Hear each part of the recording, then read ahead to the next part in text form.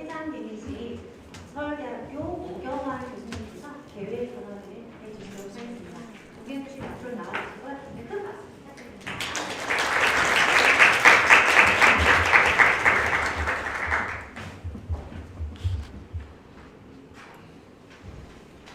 네, 존경하는 회원 여러분, 선생님들, 정신이 없습니다. 네, 날씨도 추운데 이렇게 많이 참석해주셔서 감사합니다. 시국이 어선합니다만 이럴 때일수록 시민교육의 중위교과의 사회과의 중요성, 책임을 다시 한번 생각하게 됩니다.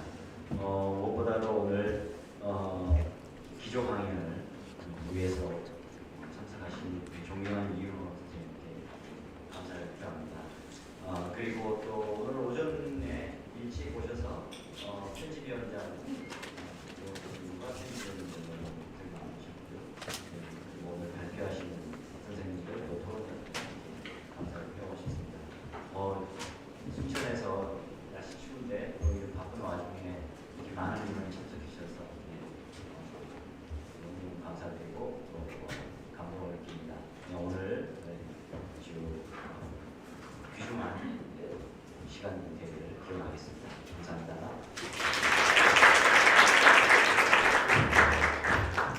네, 저희 본격적인 학회를 시작하기에 앞서서 오늘 이 학술 대회는 국립순천대학교 사회과 이윤호 교수님의 정년 퇴임을 기념한 자리도 함께 마련이 되어 있습니다. 그래서 이윤호 교수님 정년 퇴임을 기념해서 저희 학회에서 준비한 공동대 전달 순서가 있겠습니다. 네, 학회장님 한 번 더 나와주시고요. 이윤호 교수님도 앞으로 나와주시면 감사하겠습니다. 네, 모두 박수 한번 부탁드리겠습니다.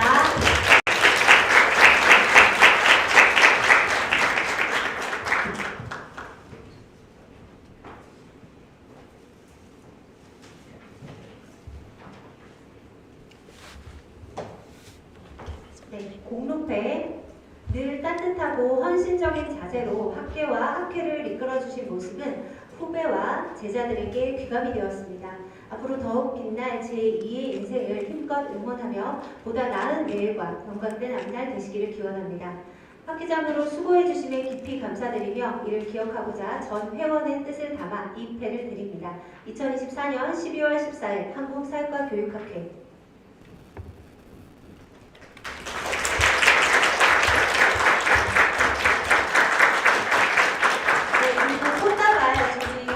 강원대학교 김명준 교수님 전달 부탁드리겠습니다.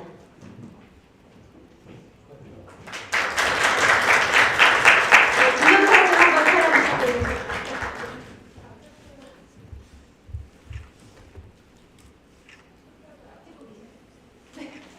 네, 다 찍었습니다. 됐습니까? 네, 감사합니다. 네.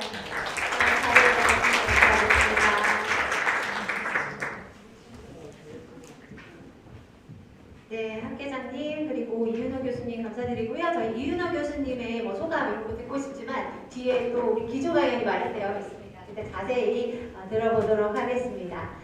저희 이제 2부 주제 발표에 들어가기에 앞서서 마련되어 있는 이 현수막이 있습니다. 그래서 사진 촬영을 먼저 하고 2부 순서로 들어가도록 하겠습니다.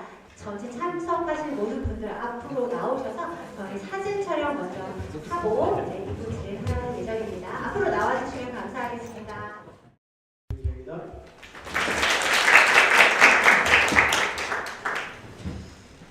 올해 들어 부쩍 모두가 느낄 텐데 우리 학회에 두드러지는 좀 변화라고 할 것 같으면 순천에서 학회를 하면 원래 이 정도가 안 오죠. 원래 이 정도 오시지가 않습니다. 그런데 올해 왠지 좀 많이 오신다는 전조가 올해 첫 번째 학회 때부터 좀 보였을 때였습니다. 연차대도 아니고 정기학술 대회 100명씩 오는 사태로 올 한 해를 시작했고요. 한파도 빨리 찾아오고 아침에 보니까 순천도 눈도 날리는 걸 봐서 오늘 좀 멀고 해서 전국에서 몇 분이 나오실까 싶은 관성의 작동을 하니 이렇게 많이 와주신 우리 학회원 여러분들께 이번에 정기학술대회를 저희가 3차례 개최합니다. 이름에 있는 연차대 제외하자면 학술대 장소를 정할 때 나름 의미를 담아서 이렇게 장소를 정하는데 올해 한 해를 마무리한 이 학회를 우리가 순천대학에서 개최하는 이유는 이 학회에서 2012년부터 2014년까지 학회장을 역임하시고 올해 명예롭게 퇴임하신 이윤호 교수님 퇴임식에 저희가 직접 참석하지는 못했지만 늦게라도 우리 후배와 후학들이 그동안 오랫동안 우리 사회과 특히 경제교육 발전을 위해서 헌신하신 이 이윤호 교수님 마지막으로 이 무대에서 학회 장소에서 마지막으로 다시 한번 좀 얼굴 좀 뵙고 싶어서 순천대학교에서 학회를 하자고 이렇게 약속을 하고 자리를 잡았습니다. 캠퍼스에 오랜만에 나오셨을 텐데요. 후배들의 부름에 반가이 응해주시고 나와주신 교수님 뵈니까 한 12년 전에 그 교수님 모습이 제가 또 떠오르네요. 저도 그때 30대 중반 되게 파릇파릇하던 시절이었던 것 같습니다. 교수님 모시고 기조강의 청해 듣도록 하겠습니다. 국립순천대학교 이윤호 명예교수님의 기조강연 과학적 발견과 창의성 박수로 청해 듣겠습니다.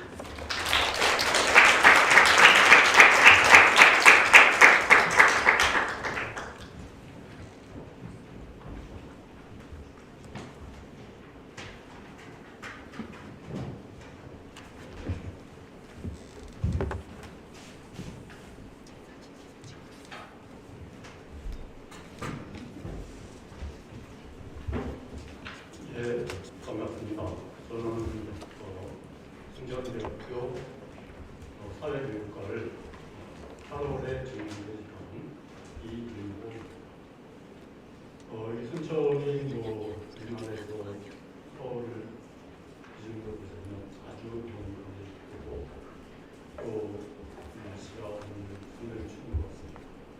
그리고 학기 말이라서 바쁜 시점인데 이렇게 많은 분들이 참석해 주셔가지고 우리 사회교육과 한 사람으로서 감사하다는 말씀을 드립니다. 제가 이제 8월에 퇴직했는데요.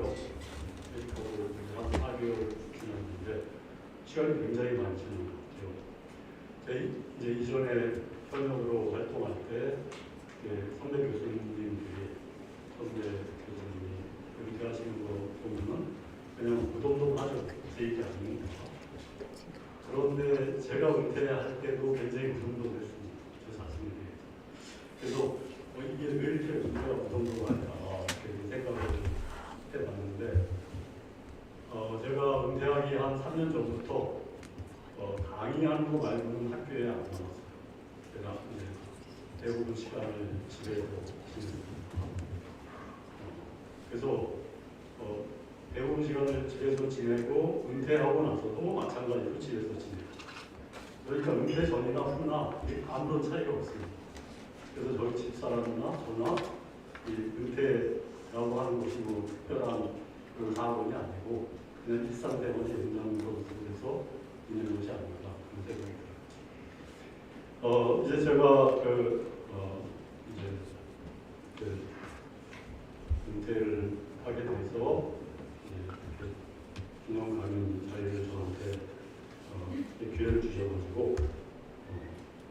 아주 큰 감사와 감사를 드리겠습니다. 제가 오늘 다루려고 하는 주제는 과학적 발견과 창의성을 연구하는 주제가 되겠습니다.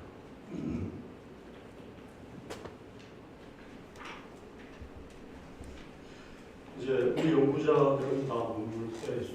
근데 이 논문이라고 하는 것은 창의성을 전제로 창의성이 없는 그런 논문이 아니죠. 그러면 이 창의적 주장이 연구에 되는데 이 창의적 주장이라고 하는 거는 지금까지 누구도 제시한 적이 없는 새로운 이렇게 정리할 수가 있겠는데요. 그런데 이 창의성이라고 하는 것, 새로운 생각을 만들어내는 창의성이라고 하는 것은 우리가 의식적으로 노력해가지고 만들어주지 않아요. 필요할 때 얘를 끄집어낼 수가 없습니다. 그렇지만 우리 머릿속에서 나오죠. 따라서 이 창의성이라고 하는 것은 우리 의식의 영역에 있는 것이 아니고 무의식의 영역에 있다. 이렇게 말을 할 수가 있겠습니다. 생각을 해볼 수가 있겠습니다. 그런데 이제 여태까지 인류가 오랜 기간에 걸쳐서 많은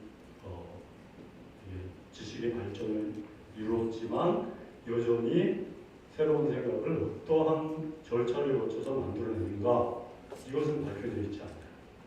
만약에 누군가 이걸 밝혀낸다면 인류의 역사는 완전히 그 순간에 바뀔 것이다 이렇게 생각을 해볼 수가 있겠습니다. 그렇지만 이제 새로운 생각으로 우리가 접근에 들어가는 그런 어떤 과정을 갖다가 도와주는 어떤 절차나 형식이 있지 않을까 이런 생각을 해보겠습니다.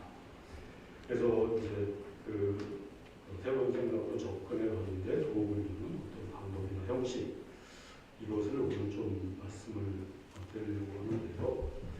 제가 생각하기에는 이제 우수한 형태, 제가 말하려고 하는 이 방법을 따라서 이용하고 있다. 저는 이렇게 생각을 합니다. 근데 이제 이 방법이라고 하는 것이 이 창의성을 보장해 주지는 않아요. 마지막 순간에는 결국은 불현듯이 문득 생각이 떠오르게 되는 거죠. 그 부분은 어떻게 할 수가 없는 거고요. 제가 그 은퇴하기 보름 전에 제 논문이 퍼블리시가 됐습니다. 이게 이제 금융 이해력과 관련된 과실. 사람들이 상당히 일상적으로 과실을 하고 있다고 봐야 되는데요. 이제 금융 쪽에서는 자기가 가지고 있는 금융 지식을 갖다가 과실을 하는 경우가 많죠. 그래서 과실 현상과 관련해 가지고 이제 제가 이 논문을 준비하는 게 한 3년 정도 걸렸습니다. 그래서 제가 은퇴하기 전에 3년 동안 학교에 안 나왔다고 했는데 그 3년 동안 집에서 일했습니다.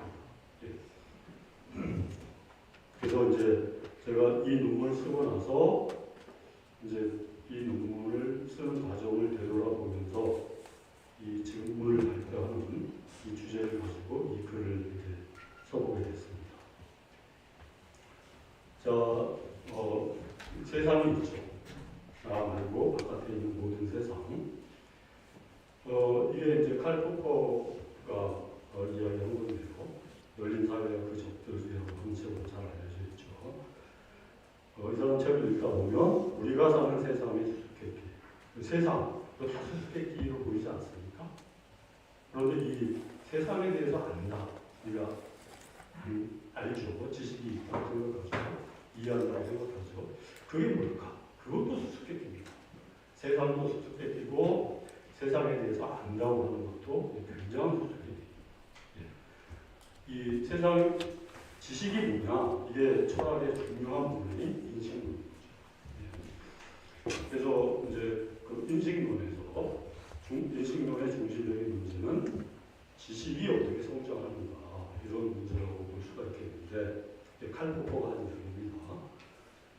지식 성장 중에서도 과학적 지식이 성장하는 것이 가장 의미가 있다 이렇게 볼 수가 있겠습니다.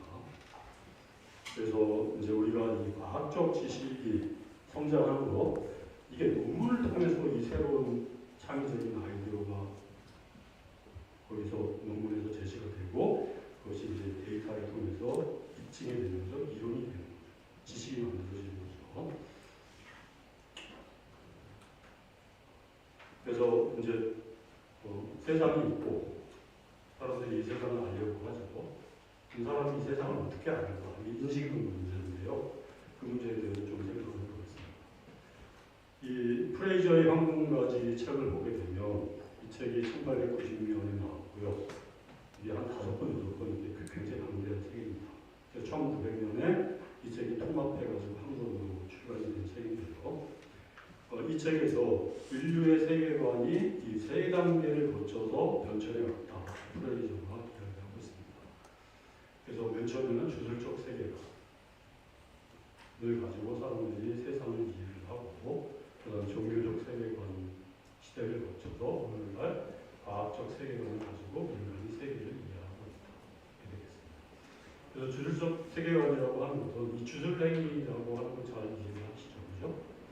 이게 이제 그 결국 주술 행위를 통해서 인간이 세계에 작용할 수 있다라고 하는 그런 이제 세계에 대한 이해 방식이죠. 예를 들어서 오늘도 이 주술적 행위를 사람들이 굉장히 상당히 하고 있습니다. 예를 들어 옛날에 본고사가 있을 때 자식을 갖다가 서울의 정문까지 바래다 주고 학교만 들어갈 수 없으니까 문 앞에다 엿을 붙이잖아요. 그게 주술 행위입니다. 그러니까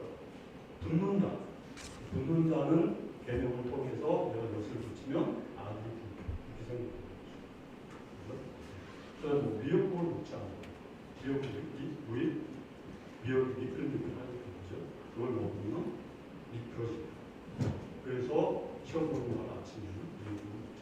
그런 것이 주술생활입니다. 옛날에 밀개 시대, 원시 시대 때는 그 당시 인류들의 지배적인 세계를 보는 방식이 주술이라고 하는 방식을 통해서 세계를 이해하고 세계에 작용하는 것입니다. 그 다음에 종교적 세계관이라고 하는 제가 별도로 필요하지 않죠. 절대자가 있어서 세계가 절대자의 뜻에 따라서 움직이고 있고, 따라서 인간이 세계에 작용하려면 신을 통해서 작용해라고 하는 것이 종교적 세계관이죠. 세계. 그럼 이제 이것을 통해서 우리가 알 수 있는 것이 뭐냐면 세계는 이제 바깥의 대상으로 있는데 이 세계를 어떻게 인식하느냐 하는 것이 굉장히 다양한 형태로 인식이 가능하다고 하는 것을 제가 강조하고 싶어서 말씀드립니다. 자, 이제 세계를 이해하는 방식은 먼저 전일적 이해 방식 이런 방식이 있는데요. 동양의 사상이 좀 이런 전일적 이해 방식을 강조하는 그런 성격이 강하고요. 예를 들어서 이제 금강경 이게 그 불교의 아주 초기된 종에 해당하는 건데요. 여기 이제 제가 인용을 좀 했습니다. 그래서 이 부처하고 수보리하고 이렇게 대화하는 방식으로 금강경이 처음부터 끝까지 되어 있습니다. 그래서 이제 수보리가 부처께서 삼천 대천세계나 영세사음이 계십니다. 영세사음은 세계가 아니고 이름이 세계가 실로 있는 것이라면 세계는 한 덩어리다 이렇게 표현할 수가 있겠죠. 한 덩어리다라고 하면 이제 실제로 세계가 한 덩어리가 아니고 세계를 표현할 때 한 덩어리라고 표현합니다. 이런 뜻입니다. 그래서 이제 수보리야 한 덩어리의 모양이란 그를 말할 수 없거늘 보통 사람들은 세계는 한 덩어리다. 세계는 한 덩어리다. 이렇게 생각한다는 거죠. 이게 뜻하는 건 뭐냐? 여기 이것도 이제 같은 문제인데요. 이 도덕경을 왼쪽으로 딱 펼치면 첫 번째 나오는 문제. 도가도 이상. 이것이 도라라고 하는 것은 도가 아니다. 그러면 이게 어떤 대상, 이거를 말로써 표현할 수 없다는 뜻이에요. 세상을 뭐 몇 가지 말로 표현하면 그 말을 통해서 이것이 세상이라고 하면 그게 세상이나 세상이 아니다. 그 다음에 이게 도야? 그게 도냐? 그것도 아니야. 이게 뭐 이제 불린 문자, 말로써 표현할 수 없다. 그런 생각이 그러면 문명에서만 이런 생각을 했나? 그렇지는 않고 메슬로우 잘 아시죠? 메슬로우가 존재의 심리학이라고 하는 책에서 이 대상의 본질을 그 자체로서 바라보는 것, 그로서 전일적 이해를 갖다가 이야기를 했는데요. 이 예문을 하나 보면 이제 의사가 있습니다. 정신과 의사가 있는데 이제 환자가 와서 이렇게 쭉 이야기해 보니까 맨 마디 딱 들어보니까 이건 빼도 없도 않은 노이로제 환자예요. 좀 신경증 환자예요. 너는 신경증 환자야. 딱 진단을 해버리고 노이로제에 맞는 처방을 딱딱 해버리면 그거는 초짜 의사가 하는 일이다. 레슬로가 하는 이게 아주 이게 달력이 많은 조직과 의사는 그렇게 하지 않고 이게 와서 이야기하면 신경증 증상이 있는 것이 신경증 진단을 딱 하고 처방을 바로 하는 것이 아니고 이 환자하고 이제 몇 달에 걸쳐서 충분한 시간을 가지고 이 사람 이야기를 계속 듣는 거죠. 계속 듣다가 어떤 순간에 이 사람의 정신적인 정보가 딱 캐치가 되는 거죠. 그죠? 그게 정신적 이해거든요. 그래서 이제 자, 이제 요거는 이게 개념적 이해라고 하는 것도 대비가 잘 되는데요. 자, 우리가 인식하려고 하는, 알려고 하는 대상이 있고, 이걸 우리는 관찰하고 지각하죠. 그래서 이제 이걸 압니다. 이제 인식하는 거죠. 이런 인식인데. 그러면은 이제 이게 뭐 사과잖아요. 사과는 파이브가 둥그렇다, 통치가 있다, 자르면 안에 씨가 있다, 맛은 새콤달콤하다. 그렇게 이제 몇 가지로 우리가 개념적으로 이제 분석해서 제시를 하자면 그게 사과냐? 이렇게 되는 거죠. 그래서 이게 인식된 세계는 인식 이전의 그 대상 그 자체는 아니라는 거죠. 그죠? 그래서 사람이 어떤 대상을 파악을 할 때는 항상 그 파악된 대상은 그 대상 자체는 아니고 그것의 상위가 이렇게 우리가 실제로 보는 거죠. 그죠? 네. 그래서 앞에서 뭐이 전립적 이해라고 하는 것을 이제 여러분들이 이 비교를 통해서 잘 이해를 할 수 있을 것 같은데 사과, 이 사과 자체. 그럼 이제 뭐 예를 들어서 불교에서는 깨우친 사람은 대상을 있는 그대로 본다. 이렇게 이해를 하고 그래서 아까 네슬로가 이야기한 있는 그대로 본다. 있는 그대로 보면은 그것을 말로 표현할 수 있느냐? 어려운 문제죠. 그죠?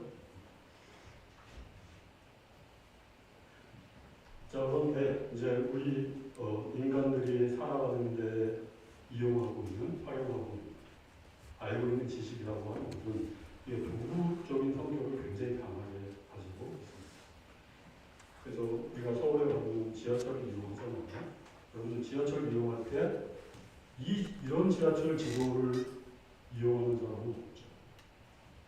100사람의 아주 특별한 경우에 이걸 구하는 사람이 있을지 모르겠는데 이거를 근데 이 지도는 아주 필요한 조건만 딱 가지고 있어요. 점하고 역을 배분시키고 그 다음에 점들을 연결하고 점들을 교차시키는 그것밖에 없습니다. 여기에 길이 정보를 추가하고 방위 정보를 추가하면 이 지도가 되죠. 그죠? 그렇지만 우리는 서울 지하철을 이용하는데 더 간단한 이 그림, 이 지도를 우리는 활용을 하죠. 그죠? 이게 바로 지식의 도구성이라고 하는 것을 잘 보여주고 있습니다.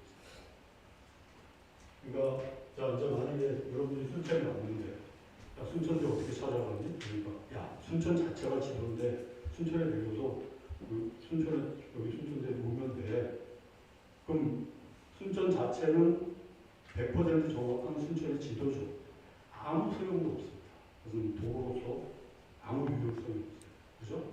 그러니까 우리가 이 지식이라고 하는 것은 인간이 가지고 대상을 인식하는 지식이라고 하는 것은 아주 간편하게 이해하게 할수록 그것은 좋은 지식이다. 좋은 이해 방식이다. 이렇게 볼 수가 있다는 거죠. 이제 목함의 연도난이라고 하는 거 알려져 있는 이야기인데요. 그래서 이제 이게 천동설, 지동설 이야기를 잘 아시죠? 사람들이 지구가 중심으로 전체가 운동한다고 생각하다가 기동설로 바뀌었죠. 천동설이. 그러면 이제 이게 이 두 개 방식에 있어서 문제가 이제 뭐 하나 예를 들어 설명하면 지구가 있고 이제 모든 전체가 이렇게 먼 운동을 한다고 설명을 하는 거예요. 근데 지구에서 태양을 봤을 때 다른 전체들이 지구에서 태양을 볼 때 오른쪽에 있을 때도 있고 왼쪽에 있을 때도 있고 이런 현상이 계속 나타나거든요. 그러니까 이 하늘을 보고 저 전체들은 어떻게 움직이는 걸까? 사람이 생각을 하는 거죠. 이해하려고 하는 거거든요. 이런 방식으로 이해를 했습니다. 근데 이게 어떤 때는 태양을 바라볼 때 오른쪽에 있기도 하고 저건 어떻게 이해를 해야 되나?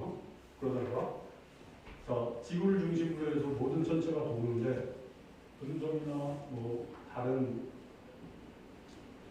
행성들이 이렇게 지구를 중심으로 공전하면서 또 안에서 그 안에서 또 운동을 또 한다 이렇게 설명하는 거예요. 그런데 지동석은 훨씬 심플하죠. 그냥 태양이 있고 태양 중심으로 타오는 거예요. 얘가 틀리고 얘가 틀린 것이 아니고 이게 다 동일한 대상을 우리가 지금 이해하는 방식인데 얘가 훨씬 간단해요. 얘는 틀린 게 아니고 더 복잡하고 얘는 더 단순하다. 그럼 지식은 단순하게 이해하는 방식으로 계속 변화해 가요. 이렇게 볼 수가 있겠습니다. 그래서 이제 이렇게 되면 이런 그림을 저는 그리는 거예요. 그죠? 그러면은 저게 정말 실제야? 저게 리얼리티가? 아니면은 우리가 이 천체의 운동, 태양계의 운동을 이해하는 방식이 그죠? 인식론적으로 굉장히 중요한 문제가 되겠습니다.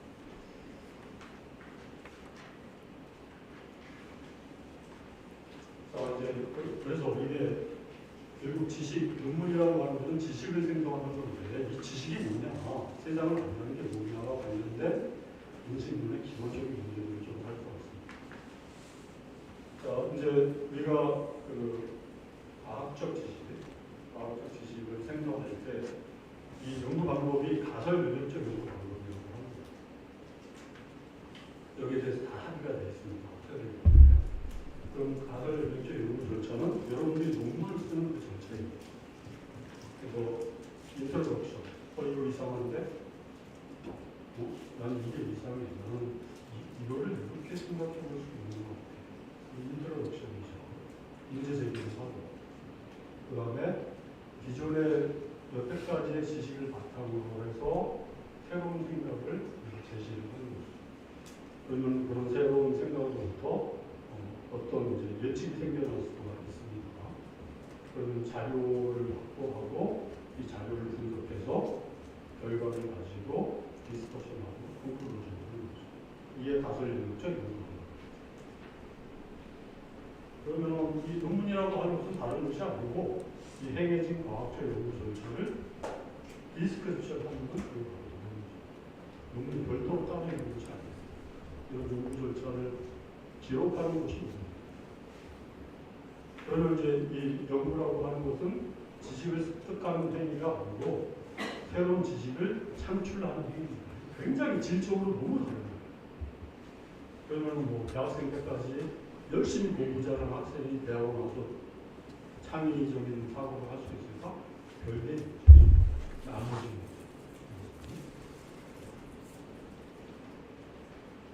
그래서 뭐 지식의 이제 우리는 이 과학적 연구를 중심으로 해서 이야기할 텐데 지식 중에서는 이 해석학, 저는 해석학을 문사철학이라고 이런 이해를 하고 있는데요.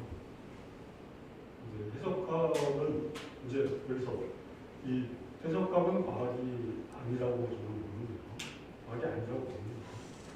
근데 과학적 지식을 판단할 때는, 평가할 때는 현실 세계, 이게 이제 반주관적 객관성이라고 하는데요. 이제 뭐 이중 맹검, 더블 블라인드 방법으로 연구를 해서 실험을 해서 결과가 나오잖아요. 그럼 이제 내가 이런 방식으로 더블 블라인드 방식으로 연구했어. 다른 사람들이 보고 인정해 주는 거죠. 그죠? 나도 그래 인정해. 그게 단주관적 객관적 결과를 보고 평가합니다. 진위를 평가합니다. 해석학은 공감하는 거예요. 나 이렇게 생각하는데 네 생각 괜찮은 것 같은데 이게 공감. 이런 해석학은 그것이 원래는 받아들일 수 있냐 받아들일 수 없느냐를 평가하는 기준이 굉장히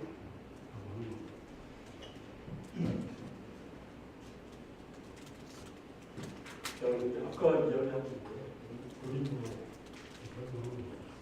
우리가 현상을 관찰을 하고 있다가 반짝하고 떠오르는 직관처럼 그 생각을 정리되는 보여주시면 이제 가설 자체가 예측일 수도 있고 가설로부터 면역적 추론을 통해서 어떤 예측을 또 할 수가 있겠어요. 그러면 이 예측을 형식하는 다른 시간과 관찰을 통해서 얻어지는 거죠. 또 비교해보고 판단하는 거죠. 판정하는 거죠. 그죠? 그래서 얘가 자료의 지지를 받으면 이제 비약되지 않은 가설 또는 이론 형태로 등장하게 되죠. 이제 이전에 중대시대 때 신학자들은 그런 신학자들이죠. 이 사람들은 공리공담을 하고 있었죠. 바늘 끝에 천사가 몇 명까지 서 있었습니다. 정말 공리공담이죠. 근데 이제 프란시스 베이컨이 나타나고 현실 자료를 가지고 거기로부터 어떤 지식을 도출해야 되겠다. 이게 균합적 연구가 하는 거죠. 그런데 이제 균합적 연구를 할 수도 있겠지만 이거 굉장히 비효율적이다. 판단이 돼 있어요.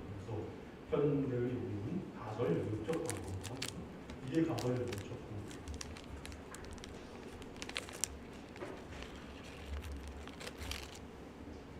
자, 이 창의성이라고 하는 것은 새로운 생각인데요. 거기에도 좀 이제 층위가 있다. 새로운 생각이 얼마나 정말 새롭나라고 하는데 이제 좀 층위가 있다고 볼 수가 있겠는데요. 큰 이유. 중력을 어떻게 설명할까? 그러면 뭐 이제 인류의 중력에 대한 생각이 이렇게 바뀌었습니다. 그 다음에 이제 새로운 개념을 창안해요. 여태까지 없었는데 새로운 개념을 만듭니다. 경제학 같은 경우는 이 비대칭 정보, 에이시메트리 인포메이션. 이게 이동분이 아폴로스가 1972년에 이 개념을 제안했습니다. 이 개념의 제안이 이루어지고 나서 폭발적으로 논문이 나와요.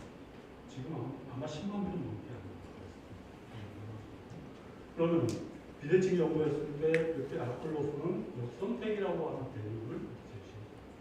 비대칭 정보, 중고차 시장에서 비대칭 정보는 그때 이제 역선택 현상이 되는 것이다.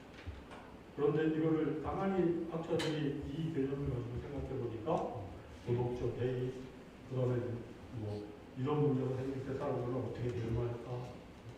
이게 돈을 빌리고 빌려줄 때, 금융시장, 그다음에 노동시장, 하다못해 여러분들이 유권자로서 선거를 투표를 한다고 해요.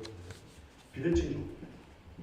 여기 입후보자 애들은 뭔가 마음도 좋은 생각을 가지고 있고 자기는 그건 아니지만 유권자는 아니죠. 그죠? 그런 상황에서 유권자는 어떻게 해야 돼요? 쟤를 뽑아줬는데 제가 나쁜 짓 하면 저걸 어떻게 문제를 해결해야 되나? 이런 것들이죠. 그죠? 근데 비대칭 정보라고 하는 개념이 나타나기 전에는 전혀 이런 것을 사람들이 관심을 가지고 있지 않았어요. 근데 이 개념이 등장하는 순간에 세상을 다르게 보기 시작하는 거예요. 완전히 세상을 새롭게 보기 시작하는 거예요. 그 다음에 작은 이론.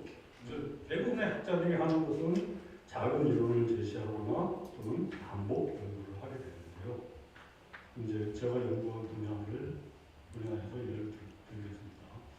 루사데 미첼이 2007년에 금융 이해력이 높고 있어요. 금융 지식이 많은 사람일수록 은퇴 준비를 더 잘한다. 이런 가설을 제시하고 미국의 데이터를 가지고 해봤더니 지식이 됐어요. 데이터가 이 가설을 지지했습니다. 논문에 발표했습니다. 그랬더니 이걸 딱 보고 이제 이런 사람들이 네덜란드, 러시아, 스웨덴, 이탈리아 자료를 가지고 똑같이 연구해봤어요. 그랬더니 다 지지가 됐어요. 근데 얘는 확고한 이론의 위치를 갖게 되는 거죠. 그죠?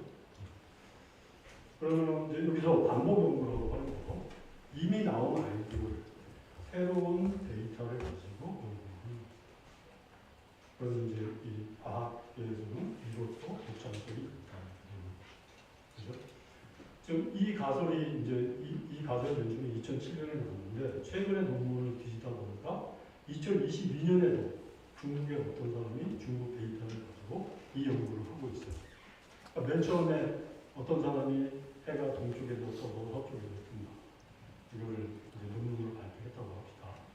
따라서 뭐 이게 한국에서 관찰하고 이걸 발표하니까 미국에서도 관찰하고 유럽에서도 관찰하고 계속 관찰하잖아요.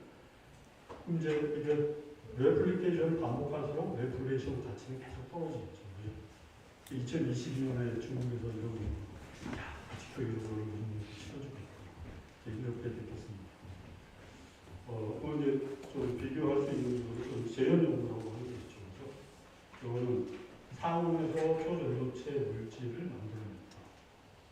이건 너무나 획기적인 것이기 때문에 물리학자들이 던져 들어가지고 똑같이 해거든요. 우리 똑같이 해거든요. 그죠? 야, 너 아니야. 그렇다. 이렇게 판단하는 거죠. 그리고 인문계 쪽에서는 뭐 이런 것은 없고 방법 연구를 많이 한다고 말이죠.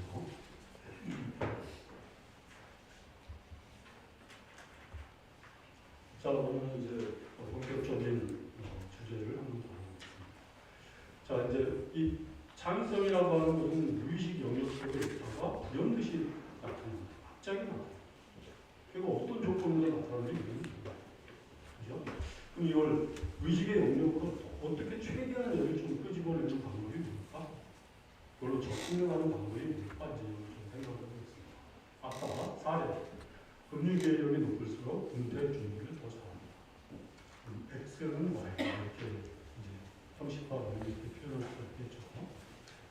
그럼 이제 이 새로운 가설이 나타났습니다. 이 가설을 가지고 어떻게 새로운 연구로 발전시킬 수 있습니까? 이걸 생각을 해보면, 자 아까 사례를 확장시키는 걸 봤죠, 그죠?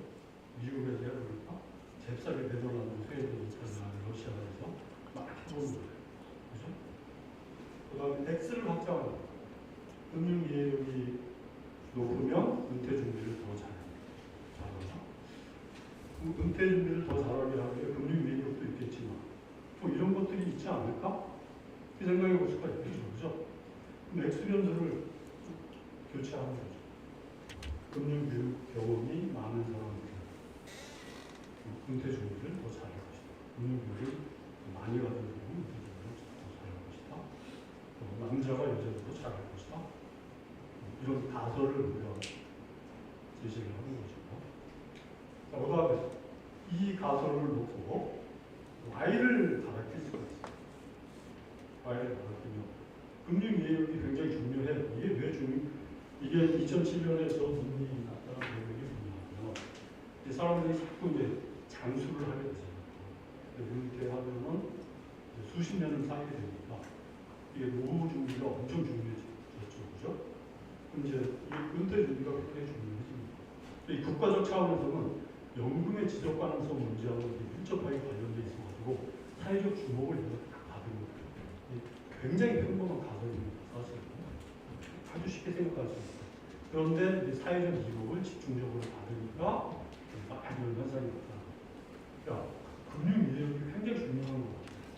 근데 금융이해력이 높으면 은퇴 준비만 잘하냐? 저축도 많이 할 거야. 재산도 클 거야. 신용을 잘해야 돼. 주식 투자 잘해야 돼. 재무적 운용을 잘해야 돼. Y를 막 계속 바라키는 거죠. 그죠? 그러면 이 부분이 2007년에 나오고 나서 2007년 이후로 2010년대 최근까지도 이런 연구들이 수없이 지금 나오고 있습니다. 그러면 이제 얘가 이 논문이 이 논문을 쪽까지 들어가요. 그러면 이제 조금만 이 분야에서 연구하는 사람들이 조금만 머리를 쓰면 바로바로 이걸 할 수 있다는 거죠. 이제 여러분들은 뭐 어떤 분야를 자기 전공 분야에서 그죠? 어떤 뭐가 나와 있으면 그 X나 Y를 대체해서 생각을 하면 된다는 거죠.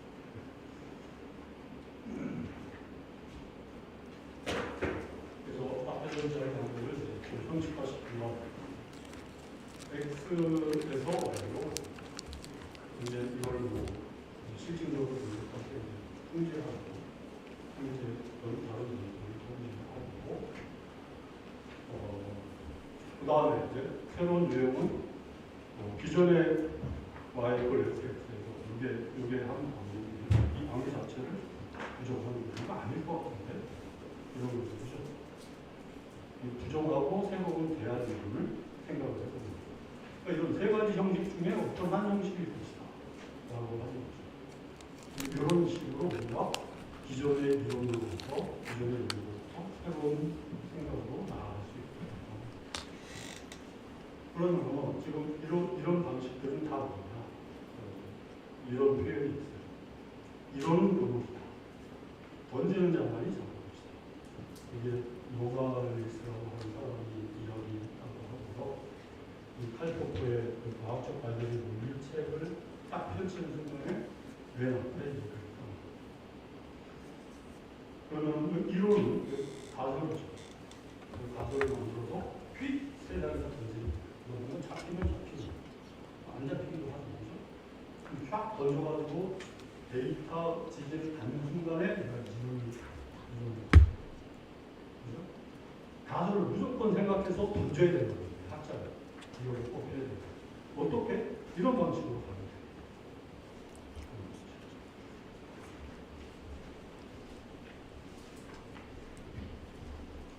자, 이제 제가 그 아까 초반에 말씀드린 제 연구 논문을 중심으로 해서 제 경험을 중심으로 해서 이야기를 조금 더 정리를 하겠습니다.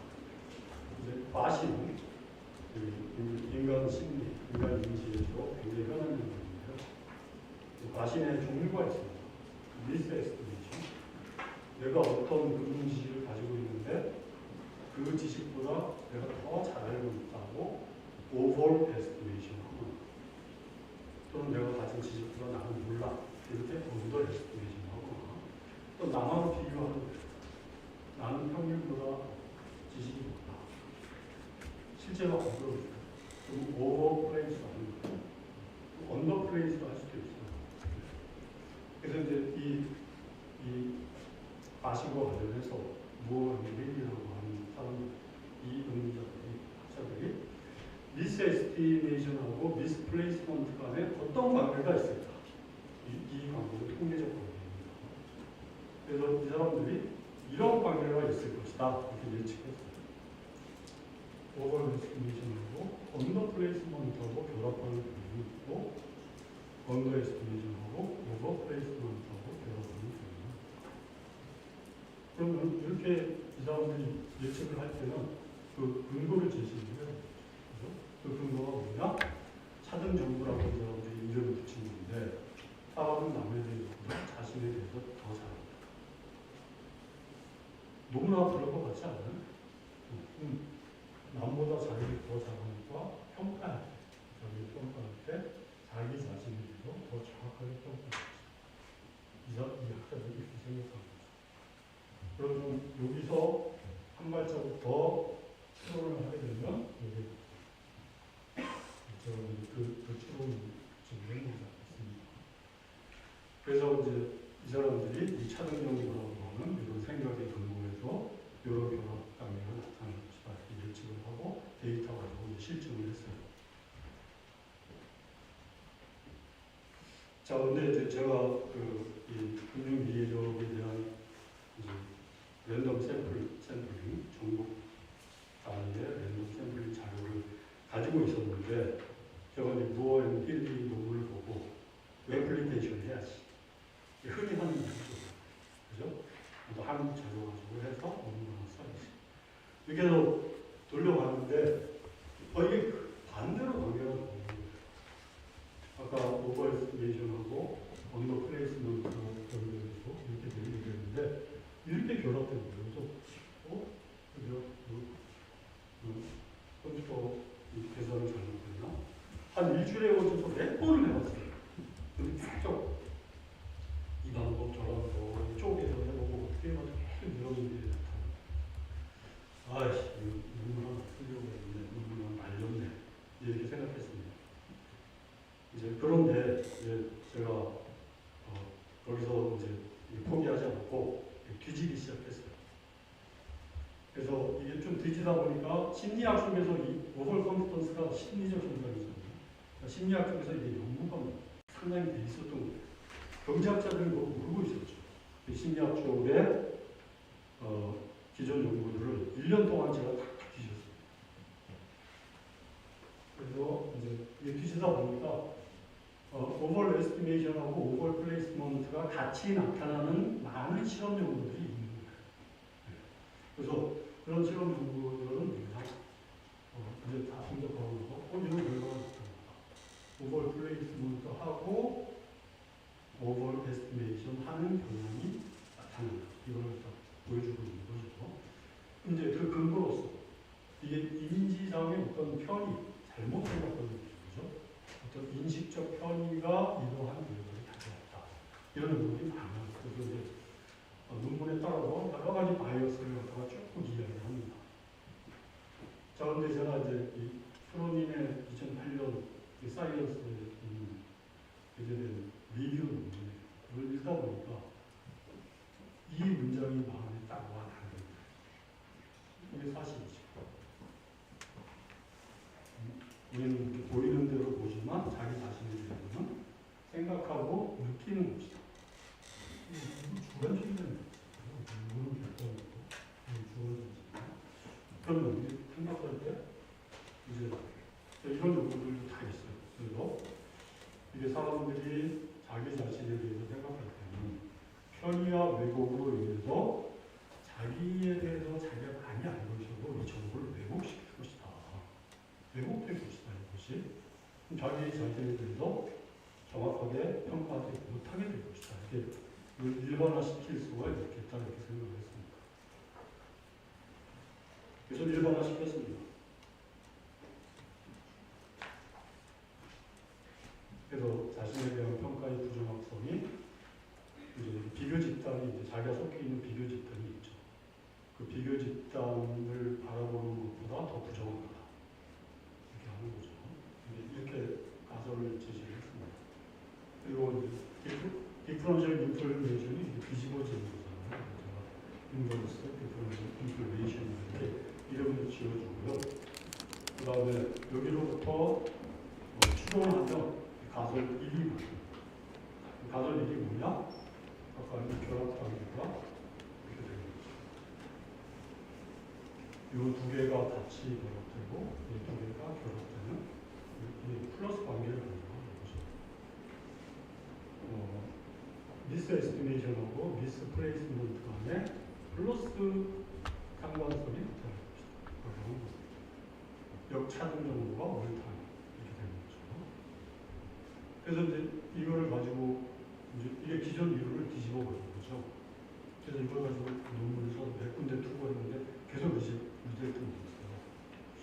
아이씨, 제가 생각하기에 굉장히 중요한 이게 바이올린인데 왜 리젝트 없지? 그래가지고 이제 끙끙대고 있다가 6개월이 지나니까 이 생각이 났어요. 이게 너무나 당연한 거예요. 지금 내가 하면 너무 당연한데 이 당연한 것이 그때는 생각이 안 나요. 그러니까 이게 이제 그 오버 컨피던스가 나타나는데 이렇게 결합하고 이렇게 결합할 때 자신이 인간 행동에 제대로 영향을 미치는 것이지 반대로 되는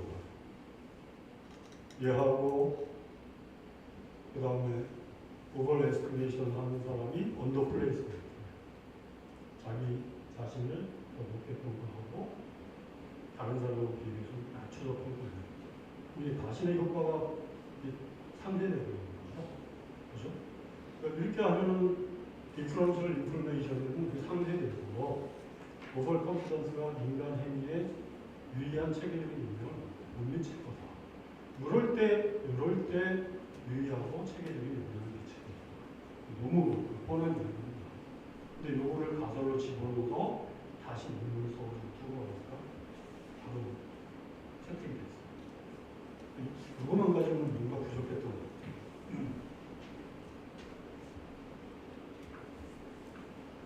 이제 좀 아까 가설 2를 보게 되면 이제 제가 가지고 있는 자료는 금융이해력 자료니까 저는 금융이해력 자료를 가지고 이렇게 이제 할 수밖에 없죠. 이런 데이터 분석을 한 거죠. 근데 여기서 보게 되면 지금 이 가설에서는 금융이해력을 빼버려도 됩니다. 그래도 이게 가설이에요. 월 에스티메이션과 월 플레이스먼트, 원월 에스티메이션과 원월 플레이스먼트가 인버스 디퍼런셜 인포메이션 하에서 관찰됩니다. 그 다음에 저는 이제 가설 2는 주식 투자 경험 자료를 집어넣어가지고 했는데 꼭 주식 투자 경험일 필요도 없는 거예요.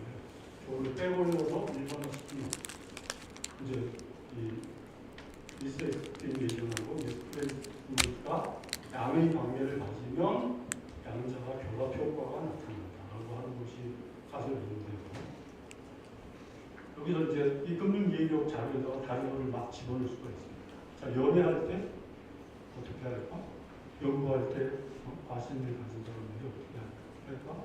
사업할 때 어떨까? 정치인은 어떨까? 막 집어넣거든요. 그죠? 그러면 여기서 이제 또 연구를 확장하는 형식이 나타나는데요. 일반적 가설의 검정은 특수적 가설의 검정에 근거할 수밖에 없습니다. 그러니까 이제 저는 제가 연구자라면 욕심을 부리죠. 금융 이해력을 빼고 주식 투자 경험을 빼고 더 일반적인 이야기를 하고 싶지만 데이터가 없잖아요. 그러니까 저는 금융 이해력에서 주식 투자 경험에서 이렇게 이야기할 수밖에 없어요. 그렇지만 이런 것들이 쌓이게 되면 이제 일반 진술로 일반적 가설로 등장하게 되겠죠. 그렇죠? 그러면 이런 특수적 가설을 봤을 때 이제 연구자는 여기서 금융 이해력 말고 다른 걸 할 수 있지 않을까? 이렇게 생각을 할 수 있다. 이것도 연구가 확장되는 하나의 형식이 되겠습니다. 방법이 되겠습니다.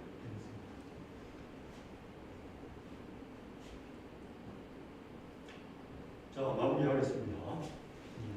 내가 더 멀리 모았다면 이는 거인들이 곱배기에 서 있기 때문이다. 이런 표현.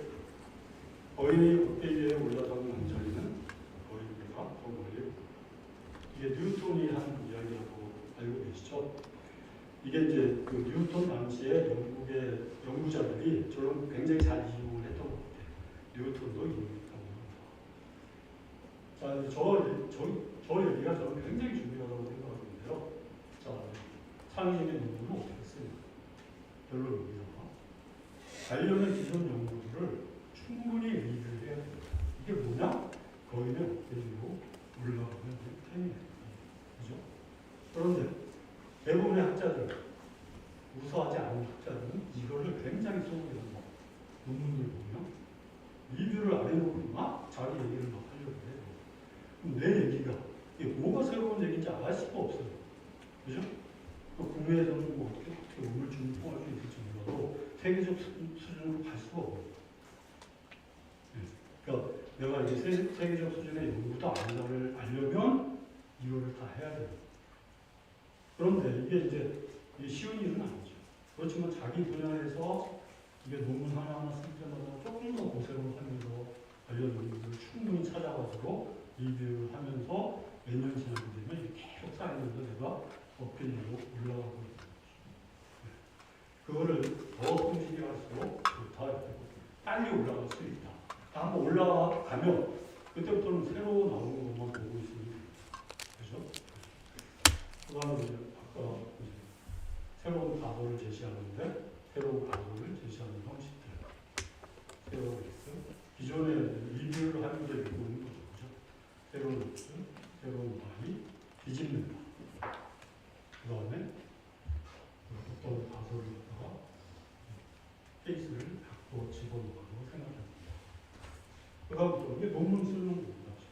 그죠? 논문 쓰는 자료를 확보하고 분석하고 이 자료 문제도 여기 뭐다 한 짐씩 얘도 한 짐, 얘도 한 짐, 얘도 한 짐, 얘도 한 짐, 다 한 짐이에요 사실. 그죠? 그렇지만 연구자들은 연구하라고 시간이 주어져 있잖아요. 그 시간을 계속 여기 투입하면 됩니다. 예, 이상으로 제 발표를 마치도록 하겠습니다. 감사합니다.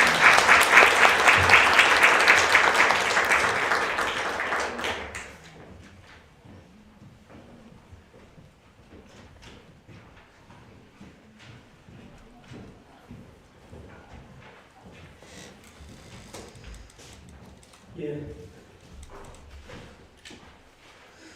대하신 교수님, 우리 모두에게 저마다 각자 지금 진도는 다르지만 우리가 결국 걸어야 될 그 길을 끝까지 다 걷고 난 다음에 드신 생각을 말씀하시는 것 같다는 느낌이 들었습니다. 그래서 각자 자기 위치에서 받아들이는 느낌이 다 달랐을 것 같아요. 전 사실 이제 뭐 오늘 많이 남았는데 10순위 이상을 저는 윤호 교수님이 걸었던 길을 걷게 될 텐데 제가 들었던 어떤 반성이랄까요. 요즘 들어 부쩍 학술지 심사서에 좀 센 평가가 오면 과거보다 훨씬 더 화가 많이 나요. 저보다 뒷길을 오고 계신 분들은 제 같은 길을 걷게 될 겁니다. 예전에는 그렇게 겸허하게 신사의견 한마디 한마디를 금가옥조처럼 받아들이고 감사히 하다가 시점부터 뭘 한다고 이걸 그런 건방진 생각이 드는 시점이 옵니다. 저만. 아까 윤호 교수님께서 리셋됐다는 말씀을 들을 때마다 아니 이 공부를 60년 이상을 하신 분도 리셋을 당하고 난 다음에 뭘 새롭게 이제 디벨롭하면 될까를 고민하셨다는 말씀을 듣고 저는 그 시점에서 많은 반성을 하게 됐습니다. 우리 모두는 오늘 강연을 통해서 우리가 처음에 공부를 시작할 때 이걸 분명히 꼼꼼히 잘 배웠음에도 불구하고 시간이 흐름에 따라서 조금씩 잊고 있었던 것 같아요. 우리가 왜 지금 공부하고 있고 앞으로 우리가 계속 어떤 자세로 공부를 해야 되는지에 대한 그 기본으로 돌아간 가르침을 다시 주신 게 아닌가 하는 그런 생각이 들었습니다. 정신을 번쩍 들게 해주신 윤호 교수님께 다시 한번 큰 박수 부탁드립니다. 네, 고맙습니다. 시간을 좀 여유 있게 써도 될 것 같아서요. 지금 저희 모두 착선한 지 1시간 10분 정도 되셨거든요. 한 10분 정도만 조금 바람 좀 쐬시고 3시 20분에 발표 2개 시작하도록 하겠습니다. 잠시만 쉬시죠.